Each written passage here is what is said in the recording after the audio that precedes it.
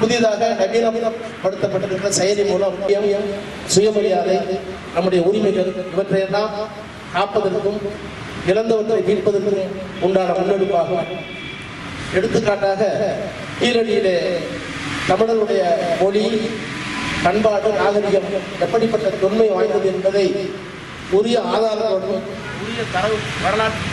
உரிய வரலாற்று தரவுகளுடன் நிரூபித்ததற்கு பிறகும் ஒன்றிய அரசால் அனுமதிக்கப்பட்ட அந்த அலுவலரே அந்த அறிக்கையை தந்ததற்கு பிறகும் வேண்டுமென்றே திராவிட நாகரிகத்தை, தமிழர்களுடைய மொழி பண்பாட்டு கூறுகளை, அதனுடைய தொன்மத்தை ஒப்புக்கொள்ள மனமில்லாத ஒன்றிய அரசு அதை நிராகரித்திருக்கிறது.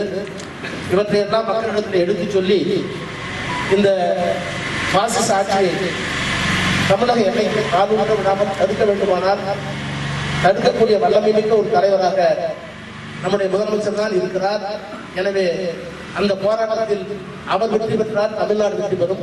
தமிழ்நாடு வெற்றி பெற வேண்டுமானால் அவரை நாம் பலப்படுத்த வேண்டும், அதிகாரப்படுத்த வேண்டும். அதற்காக எல்லா மதமாற்றியங்களையும், அரசியல் மதமாற்றியம், சாதி மத பேதம் எல்லாவற்றையும் தள்ளி வைத்து இப்போது நாம் தமிழர்கள், நம்முடைய நாடு தமிழ்நாடு, நமக்கென்று தொன்மையான நாகரிக பண்பாட்டு கூறுகள் இருக்கின்றன. இவற்றையெல்லாம் ஒரு காலம் அழித்து விடமாட்டோம் என்கின்ற சூழ்நிலையை மேற்கொள்ள இந்த பணியை நாங்கள் தொடங்குகிறோம். இதே பணிக்காக நாளைய தினம் தமிழகம் எங்கும் நீலகிரி உட்பட பொதுக்கூட்டங்கள், கழக நிர்வாகிகள், சட்டமன்ற நாடாளுமன்ற உறுப்பினர்கள், அமைச்சர்கள் கலந்து கொள்கின்ற அந்த கூட்டத்தை முதல்வருடைய வேண்டுகோளை ஏற்று, கட்டளையை ஏற்று நாளைய தினம் நீலகிரியிலேயும் நடத்த இருக்கிறோம். அதை தொடர்ந்து 3ஆம் தேதி முதல் இந்த உறுப்பினர் சேர்க்கை தொடங்கும்.